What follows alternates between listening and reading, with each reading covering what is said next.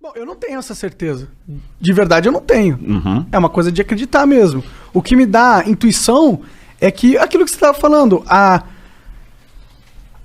realidade parece ser boa no sentido de tem muita merda, mas as coisas vão caminhando, vão melhorando. Tipo, parece que tem algo dentro dessa realidade que quer progredir, tá ligado? E isso é a evidência que eu uso pra que eu não tenho uma imagem desse Deus que eu acho que exista, mas eu não tenho nenhuma certeza das características dele. Aí que tá o ponto. Agora você chegou no ponto. Sim. E aí que vem o meu testemunho agora de fé. Uhum. Eu, quando olho a natureza, ela me dá essa certeza. Não, tem que ter um design. Pá, o cara deve ter intenção, tudo. Tá. Só que ela não me responde se ele me ama. Ou se ele é um Hitler. Então a primeira coisa que eu tenho que trabalhar é a possibilidade de Deus existir. Depois que eu trabalhar essa possibilidade de Deus existir, eu vou trabalhar uma segunda possibilidade. Será que ele se revela? Será que ele consegue ficar pequeno bastante para me entender? Aí que eu começo a buscar na história das religiões por que aquele livro chamado Bíblia Sagrada é realmente a palavra dele ou não. É lógico que em 30 segundos não dá para eu resumir para vocês por que eu cheguei à conclusão que a Bíblia é a palavra de Deus e o Bhagavad Gita não. Eu precisaria de mais tempo, mas vamos deixar o beneplácito que eu fiz pesquisas para isso. E eu cheguei à conclusão racional que a Bíblia é a palavra revelada de Deus. E essa palavra revelada de Deus, ela não me disse apenas informações sobre Deus. Ela me contou a história dele. E ao contar a história dele, aí vem todo aquele esquema que eu falei de Cristo na cruz, enviado e tudo, eu descobri a coisa mais linda que eu podia descobrir. Que Deus, ele responde à minha ansiedade contraditória. Vou explicar por quê. Se eu for pro lado do ateísmo, vamos abrir o jogo. O Fernando Pessoa dizia: o que é o ser humano senão um cadáver adiado que procria? E é isso que a gente é, você entendeu? É um corpo que faz sexo até morrer. Acabou. Por isso que muitos são da escola pessimista e tudo mais, porque a realidade é essa. Por mais que alguns queiram... Não, mas dá dentro do pessimismo para viver numa boa? Não dá, desculpa. Pode até ser que alguém conheceu, mas não dá. Não dá para viver numa boa. A sobriedade, ela te incomoda. Você saber que mais cedo, mais tarde, você vai morrer ou vai enterrar alguém que você ama. Pô, caramba, isso é muito dolorido. Por outro lado, se eu for pro lado do teísmo, que é chamado crer no Supremo, mas ficar só com o quadro não me diz se quem pintou foi uma freira que eu poderia levar para minha casa e que ia cuidar de mim se eu estivesse doente, ou se era um maníaco como o austríaco que matou 6 milhões de caras, porque os dois podem pintar quadro. Então eu preciso de algo a mais desse Deus, além da certeza que ele existe. E esse algo a mais, ele vem de uma coisa que o Karl Rahner, que é um teólogo formidável, católico, morreu nos anos 70, Karl Rahner chamava de transcendental, existencial transcendental. O que é isso? Santo Agostinho dizia, existe um vazio com forma de Deus no coração humano. E nós nascemos com essa projeção para o transcendente. Se tem uma oração que até um ateu sinceramente pode fazer, é a seguinte: Senhor, que tu existas. Porque se ele existir, cara, é a melhor coisa que eu tenho para falar aqui para vocês. Se Deus de fato existir do modo como a Bíblia o revela, ou como ele se revela na Bíblia para corrigir, então fica tranquilo que ainda que você esteja morto, você viverá. Você está entendendo? Agora, eu tenho uma dificuldade aqui. Porque se Deus criou o universo, ele tem que ser muito maior do que o universo. Veja, ele não pode nem pensar, nem raciocinar. Ele sabe. Ele não raciocina. Ele é. Ele é. Ele nem existe. Que existere significa algo extraído de algo. Ele é. Ele é muito... Não tem nem como imaginar Deus. Você tá entendendo? Qualquer coisa que eu falar dele, eu vou falar do que ele não é, porque o que ele é ninguém sabe. Eu preciso desse Deus supremo para fazer sentido com a criação do universo e tudo que eu tô falando com você. Senão ele vai ser Odin, vai ser o pai de Thor. Sim, ele vai ser um ser humano. Um ser humano deificado. Mas, por outro lado, ao mesmo tempo que eu preciso dessa imagem grandiosa de Deus, caramba, eu falei da minha depressão, acho que já tá na hora de eu entrar nesse assunto. Há momentos em que você quer ser abraçado por Deus.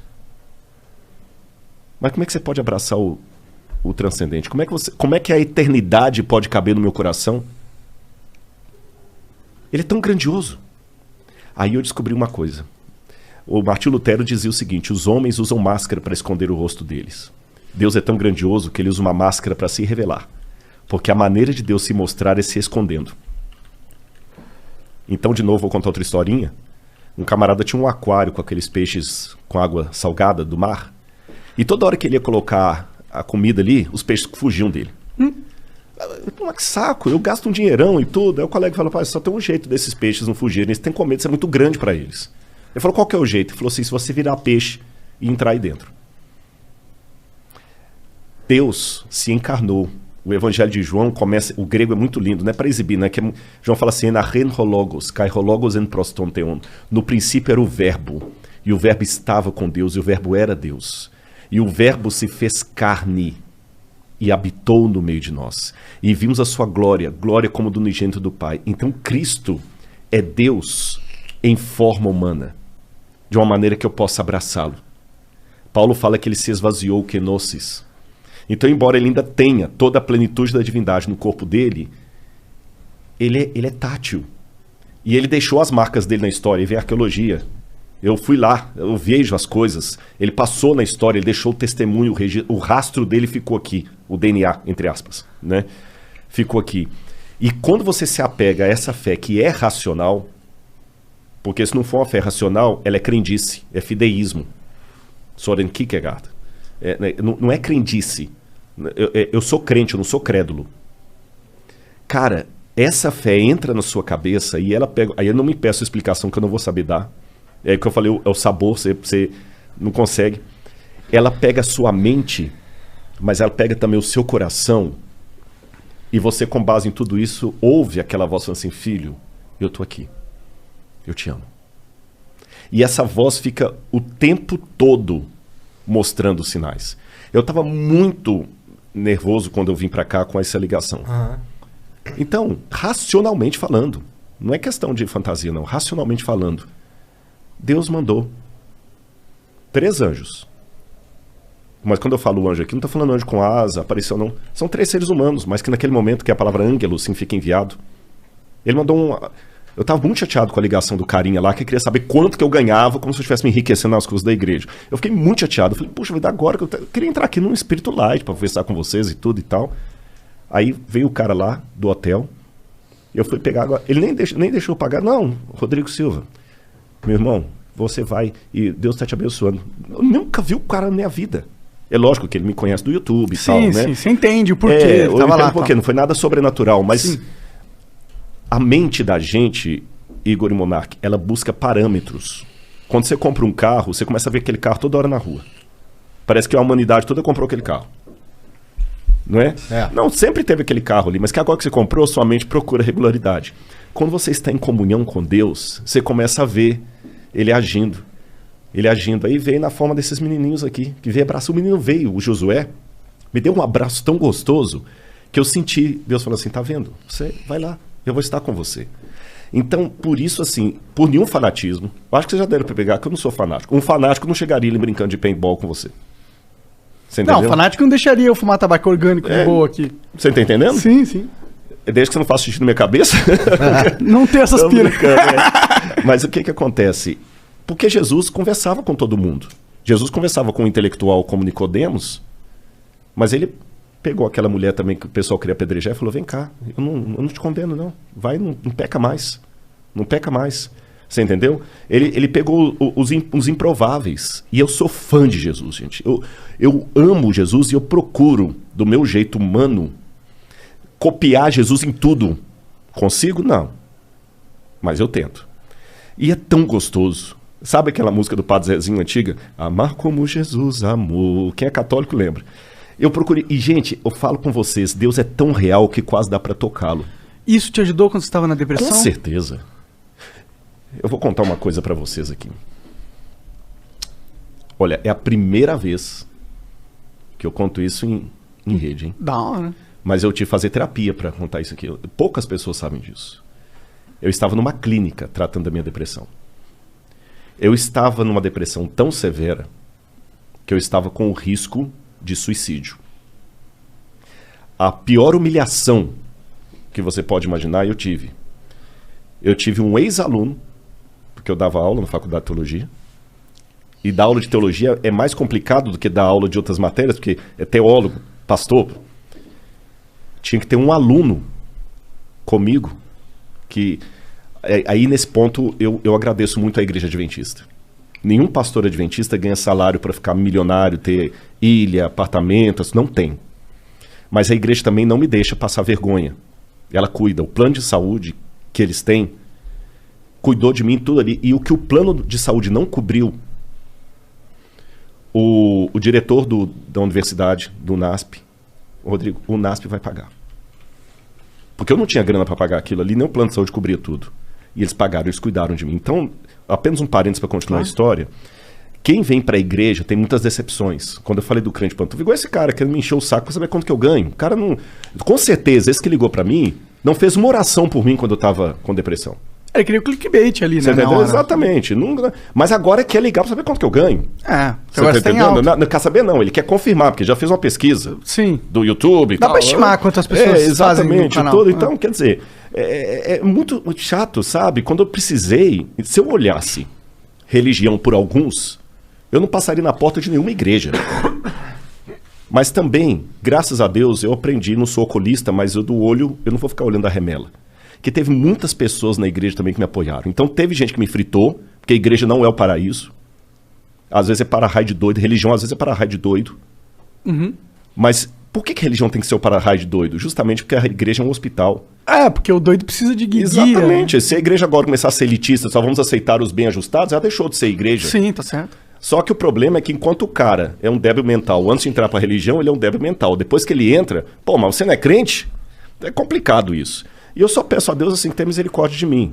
Mas eu tive muita gente na igreja que me ajudou. Eu tive fogo amigo, o cara que vem para te fritar.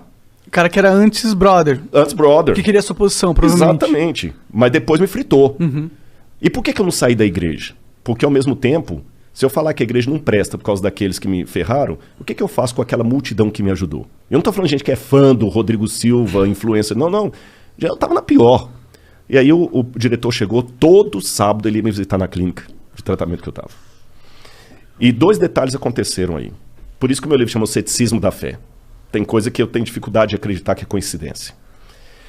A médica que me recebeu ali, a psiquiatra, eu não tinha condição de ficar naquela clínica. É o Cevisa, Centro de Vida Saudável, que fica lá em Engenheiro Coelho. Tem tratamentos naturais, o lance da alimentação, você entendeu? E aí, eu tava tão mal que, nessa época eu tava em Sobral, passei uns 2 meses em Sobral, trabalhando para uma universidade lá, numa licença, um sabático, e o dono lá, que é muito rico, viu que eu fiquei tão mal, que ele me pegou, botou no avião particular dele. Eu só lembro de uma cena assim, que é interessante, a depressão, eu nunca fiquei bêbado, mas eu deduzo que é mais ou menos aquilo, porque eu não lembro detalhes, eu lembro flashes. Entendi. Você entendeu? Eu lembro do Dr. Oscar, lá de Sobral, gente fina demais, muito bacana. Ele, Rodrigo, você vai para São Paulo, lá pro Cevisa. E eu lembro que ele pegou um dinheiro e botou no meu bolso, e eu lembro do valor, era R$1.000. Eu falei, doutor Oscar, não, põe aqui que você precisar de alguma coisa. Que é assim que eu... E o piloto dele trouxe, e eu já não lembro mais nada. Eu lembro eu no quarto, vários dias no escuro, só fazia xixi, um xixi amarelo, não queria comer nada. Muito mal, muito mal. Você sabe por que você tava mal? Assim? Sim. Foram problemas particulares, pessoais, que me afundaram. Eu já tinha o gatilho. Entendi. Porque todo mundo tem seus traumas desde a infância. Claro. A minha infância foi uma pocilga emocional. Que o lar que eu tive, meu amigo, por favor. Minha mãe dormia com faca debaixo do travesseiro, punhal, falando que ia matar meu pai. Imagina você escutando isso com 6 anos, 7 anos de idade. O meu irmão tem o cóccix quebrado até hoje, violência doméstica. E meu irmão que já morreu, ele vivia falando que ia me matar. Você tá entendendo? Então, quer dizer, eu cresci num... Um ambiente tóxico. Nossa, mãe, toxiquíssimo. Você nem sei se existe essa... Aí, então tudo isso aí já te predispõe. Claro. Mas não foi uma coisa assim com Deus ou algum pensamento... Não. De angústia existencial, não era algo assim? Não, foi angústia existencial, porque tem uma hora que mistura tudo. Entendi. Vira uma salada de fruta. Você já nem sabe mais por que tá doendo. Sabe o que é você ajoelhar, querer orar e só chora? Eu não queria viver. Eu perdi a ligação com a vida. A verdade foi essa. E quando eu cheguei, eu lembro na clínica lá, e eu lembro das meninas tentando, Rodrigo, come, as meninas, as enfermeiras que ficavam lá. Não queria ver ninguém. E com o pior, naquela época eu já era conhecido. Ah, entendi. Eu já era conhecido. Quando que você ficou conhecido? Porque é o seguinte, eu tenho um programa de TV, a TV Novo Tempo, o programa Evidências. Então o programa Evidências, ele vai ao ar e muita gente é conhecido, Evidências. Eu tive 3 entrevistas no Jô Soares. Ah, que da hora. E na época que o Jô Soares era... O flow da época era o Jô, não tinha internet. Pô, obrigado. Mas é verdade, não, sem bajulação. Vocês sabem que hoje aqui o próprio Vilela falou, bom, os caras do flow, né? Aliás, um abraço pra ele aqui, não sei se ele Salve, tá assistindo Vilela. a gente. Mas Salve, o que acontece? O Jô me chamou uma vez, eu fui, falei de Bíblia e tal. Ele chamou uma segunda vez, deu 2 blocos, chamou uma terceira e deu 2 blocos. Então eu fiquei muito conhecido. E dava palestra, que é a coisa toda. Então, assim, é pior, cara, porque a sua vida vira um Big Brother. Todo mundo sabe. E foi uma situação muito complicada. Problemas emocionais estouraram e tudo. E eu mal. E o que é pior? Quando você tá mal também, e você é conhecido, começa muita gente a falar abobrinha. Aí muita coisa... Aí cada hora chegava, olha, estão comentando isso a seu respeito, aquilo a seu respeito, aquilo a seu respeito. Cara, tem uma parábola que fala das penas alçadas ao vento, sabe? Que o pai mandou o menino soltar as penas lá, e falou, agora vai recolhe. Não tem como recolher, são como as palavras que as pessoas soltam, né? Então não estou entrando no mérito da questão, porque é uma coisa bem particular o que me levou aquilo ali, mas eu estava mal e com muito comentário que me arrebentava. E comentário de pares, de gente de igreja. Entenda um pouco como que é. E até vou dizer que bonito isso aqui, olha. Um pouco antes disso, eu tinha sido barrado de dar uma palestra na Unicamp, porque um grupo de professores ateus não queria gente falando lá que tinha ideia criacionista. Absurdo trazer esses caras aqui. O que eu fiz? Eu não fiquei batendo boca com eles. Eu marquei um almoço e fui conversar com 2 lá. Que eram 2 dos cabeças. Um deles até era ex-crente. O outro, que era ateu, que estudou em Tel Aviv, quando falou Tel Aviv, eu fiz arqueologia em Israel, a gente começou a conversar, ficou meu amigo. Continua ateu. Mas depois que ele viu o meu espírito, a minha seriedade acadêmica, mesmo achando um absurdo eu acreditar em Bíblia e tudo mais, teve um outro evento na Unicamp, nessa época que eu estava doente, e veio um ex-professor meu, Joseph Gaffin, que eu para falar lá de arqueologia bíblica. Eu lembro que eu mandei para ele, eu falei assim, olha, vocês não vão barrar, não, Rodrigo, beleza, a gente já sabe agora que a coisa é séria. E ele mandou para mim um e-mail, na época era e-mail. Rodrigo, eu tô sabendo que você tá mal, por isso que você não veio aqui no Unicamp e tudo e tal. Cara, eu não acredito em Deus, não. Mas você acredita.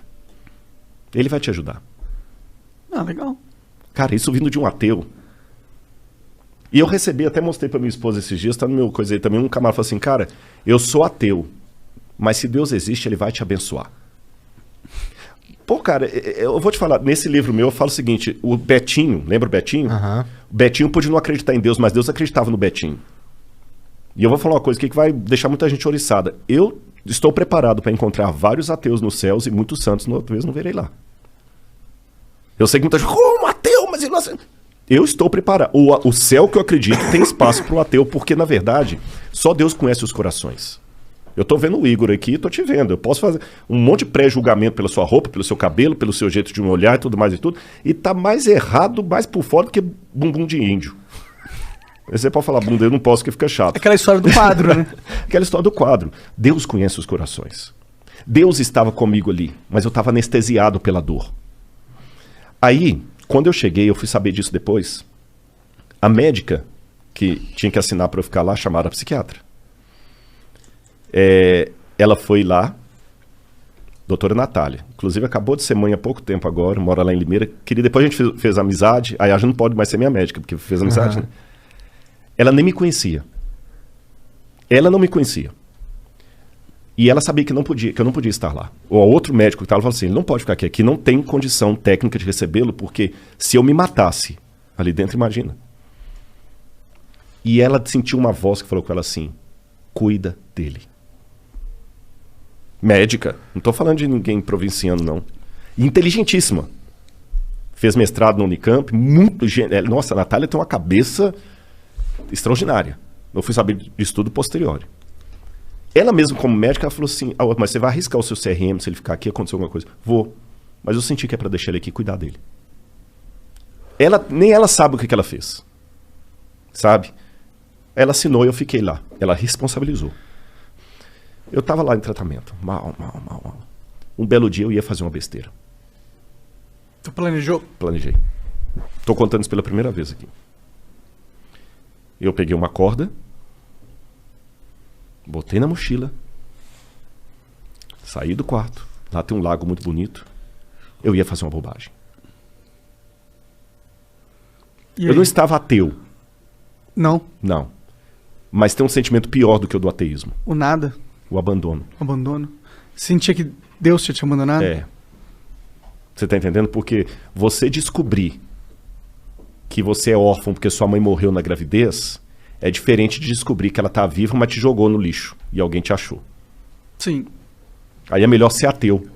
E, aliás, eu dei um estudo bíblico para um ateu que depois deixou de ser ateu e entregou a vida a Cristo, Peter Gasten, que faleceu. Ele que iluminou o Cristo Redentor, as obras do Niemeyer, ele trabalhava com o Niemeyer. Entendi. E um dia eu falei com um alemão, leitor de Schopenhauer, o Peter falava comigo assim, eu falei, Peter, eu sei porque você não quer acreditar que Deus existe, porque se ele existe e você não consegue explicar a dor, você tem alguém para odiar, então é melhor acreditar que não tem ninguém lá em cima. Só que para mim tinha, e por alguma maneira ele tinha me abandonado. Nesse dia eu ia acabar com tudo. Quando eu desci lá no lago, eu resolvi despedir da vida. E eu falei com ele muito bravo.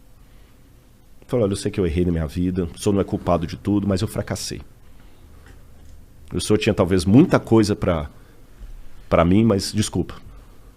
Eu pisei na bola. Fiz porcaria. Na hora que eu estava assim, chegou uma das enfermeiras, sentou do meu lado. Lembro como se fosse hoje. Oi, amiguinho. Eu lembro até a roupa que ela tava. Ela tava com aquelas calças que vai até o... Eu vou explicar porque que eu lembro da roupa. É que vai até o tornozelo aqui, chinelo de dedo. Tudo bem, amiguinho? Eu falei assim, não, por quê? Não sei se você que me diz, porque Deus mandou eu vir aqui que você tá precisando de mim. Tá precisando dele. E a mesma coisa que a médica falou. Ele mandou eu cuidar de você. O que tem nessa mochila? Agora eu vou contar o bastidor da história. Essa enfermeira, ela estava no plantão dela. Que lá tem a clínica e tem a casa de alguns funcionários solteiros que é ali dentro. Ela sentiu na hora uma voz dela falando assim, desce agora lá no lago, porque o Rodrigo precisa de você, vai agora. E a voz ficava como empurrando assim, sabe? Vai agora, incomodando, vai agora, vai, desce. Aí ela pegou, gente, mas que isso? Não posso ir lá no lago, eu tenho plantão aqui, eu tenho que... Vai agora. Ela falou, tá bom, eu vou. E ela ainda tinha um problema ainda, que a chefe dela estava querendo um motivo para mandar ela embora. Então ela falou, se a minha chefe me ver deixando o plantão aqui, descendo lá pro lago, vai sobrar para mim. Mas tá bom. Aí ela chamou uma amiga dela, falou, me cobre aqui que eu tenho que dar uma saída. A amiga, tá bom. Aí quando ela foi descer, não. Você vai pro quarto, vai trocar de roupa, vai botar essa roupa e vai descer a paisana.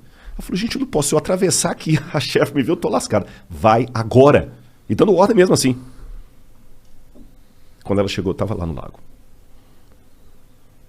Eu sou cético demais para acreditar que isso é coincidência. Então, Igor e Monark, todo mundo que tá ouvindo a gente, eu posso ficar aqui 4 horas e posso, não tem perigo. Falando com vocês de arqueologia, filosofia, teologia e assuntos afins, e assuntos triviais, e contando piada, e rindo e tudo mais. Mas a minha vinda fica incompleta se eu não der esse testemunho. Eu conheci o pintor do quadro, e ele não é um Adolf Hitler. Faz sentido crer. Eu me senti amado. E eu posso dizer para vocês, aquilo me ajudou tanto na terapia, junto com outras coisas, é claro. Eu estudei bastante Viktor Frankl, a logoterapia, e tudo mais, e eu descobri uma força que ela não vem de mim. Eu nunca podia imaginar que eu ia me reerguer. Ele me reergueu, saí, por alguém que teve depressão severa como eu, tá aqui conversando, contando piada e tudo mais. Venci tudo? Não, mas até é bom, porque senão você começa a se sentir... Você não acabou, né? Nunca, exatamente, é muito bom. E eu me tornei mais sensível, e Deus está me usando tanto, que... Hoje, eu sou um adventista do 7º dia, falo com muito prazer, né? Mas eu já não limito mais o meu leque de conversas e diálogos dentro do meu... Todo mundo sabe que eu acredito. Mas, ao mesmo tempo, eu tô aqui. Então, eu estar aqui, mediante o que aconteceu lá, é um milagre. Porque aquele Rodrigo nunca podia imaginar que pouco tempo depois eu estaria num programa como esse. E eu quero dizer para você que está ouvindo aqui agora, tenha esperança. Deus existe. E aqui eu falo como crente, mas falo como acadêmico. E ele não só existe, ele existe e me ama. E é bom. E é bom. E ele dá uma lógica naquilo que do lado de cá não tem lógica. Então eu agradeço demais vocês. Vocês foram muito da hora. De fato mesmo. Passaram a ter um fã agora. Obrigado. Tô falando sério, de coração. Não sou de fazer elogio pro forma, não. Mas que vocês me abriram esse espaço aqui. E sei lá, o mesmo Deus que mandou cuidarem de mim, hoje me manda cuidar de outros. E ele vai fazer essa mensagem chegar em alguém que vai saber. Um dia vocês vão receber. Não sou profeta, não. Mas pela lógica, pô, cara, obrigado. Aquele dia eu